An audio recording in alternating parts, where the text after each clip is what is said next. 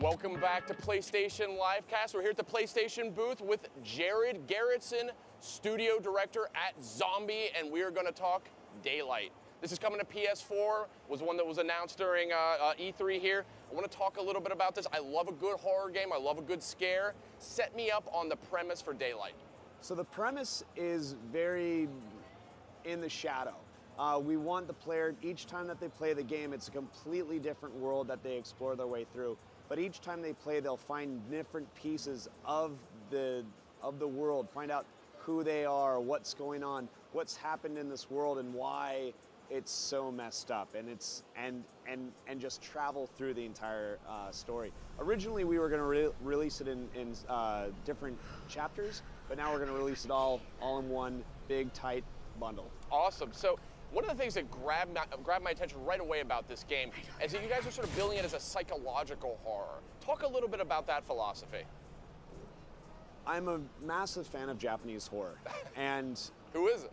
Exactly. And American horror is chainsaws and blood and guts and violence, and it's this very American feel. Japanese horror is very subtle. There's smaller things. There's creaks. There's things that are so twisted that it's scary just to look at, versus a guy with a burlap sack over his head.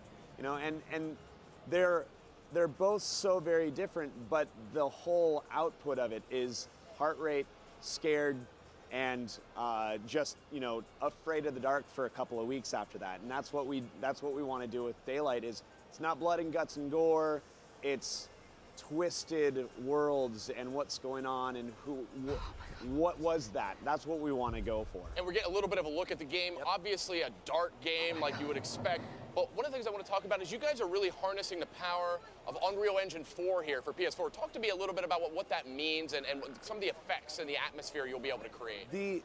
So we're Unreal through and through developer. We've been working with Unreal for many years, and we were able to get Daylight, or actually Unreal 4, GDC last year. And the one big thing that they added to 4 was this procedurally generated content drop, where you make volumes and you can put what's inside of it and it will fill rooms. And we looked at this like, wait, we can do this, but can it take logic and do it as well? And it did.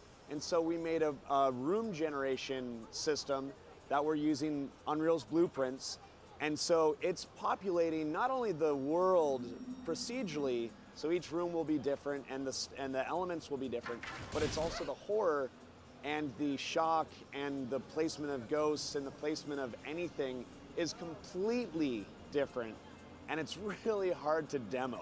I love it though. I think horror is all about the unexpected. Exactly. And having a procedural system to kind of build a randomized, but I mean not randomized, you're not just throwing them on a table and scattering them willy-nilly. I mean, it's still, there's a logic, like you said, there are systems in place to guide this experience. Now talk to me a little bit about what we're seeing here. I mean, it looks like a cell phone and it looks like that's a source of illumination. Talk to me a little bit about some of the tools at your disposal as you navigate these environments. So anytime anyone needs a light or is in a dark place, they pull out their cell phone.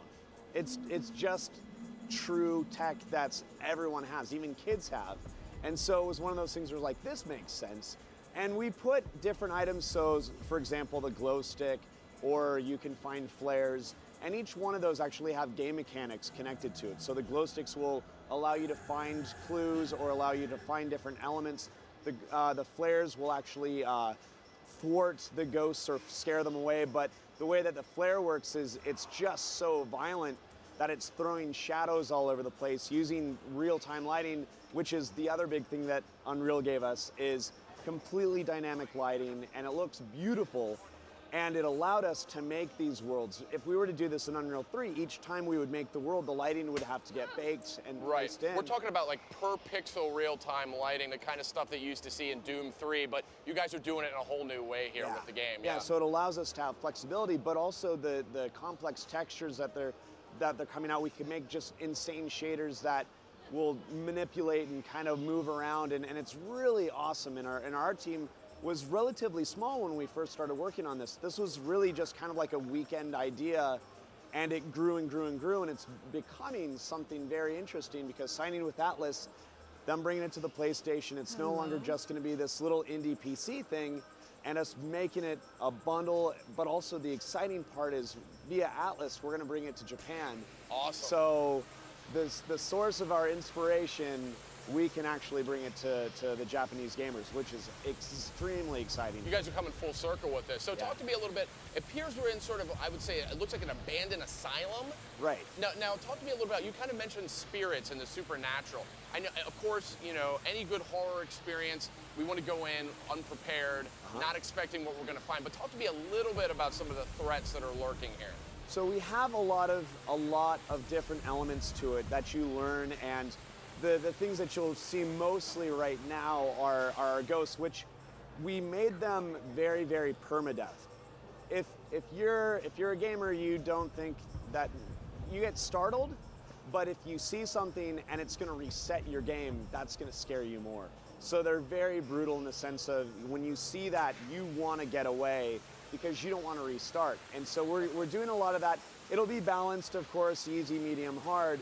So like if I just want to learn the story, if I want to experience it and just have fun with it, you can go easy. But if you want to go hard, it'll be very different. Speaking of spirits, here we go. Yeah, and so in this, the spirits we'll have many different types of spirits that will really be different archetypes that you experience in any game. But then we have those subtle non-reset elements of things that go bump in the night that you just don't know what they are. And so it's really exciting and it's really fun and really hard to develop on because, I mean, I come in and go downstairs and we've got a demo room that we turn off all the lights to focus test. And every single time it's totally different. And that's the really wild part about this is we really built it for sharing your experience with YouTube and everything that's huge. And so when we signed with Blacklight and we got to get that controller and that share button being that major factor and us getting to find out camera, X, Y, and Z, we definitely are going to be making the experience very dialed in for the PlayStation 4. That's awesome. Taking full advantage of all the tools there, share and scare, or scare and share, maybe I should say. Yep. I also want to talk a little bit about, I mean, what do you do when you find a spirit? I mean, this is not a first-person shooter. Right, I mean, right. You're not firing like ectoplasm guns and Yeah. things like that. Are you using primarily light sources to ward these things off? So light sources, and then if they do grab you, you will be able to fight them off, but you'll want to run again, or some of them might just get you and you're done for. So really, it should be as soon as you see those, you should definitely be like, oh, what do I want to do? Do I want to run? How do I do that? And you'll learn how to manipulate the environment for the ghosts and everything like that. Well, I love a good horror game. When are we going to be able to get our hands on Daylight for PS4? We're aiming for Q1 2014.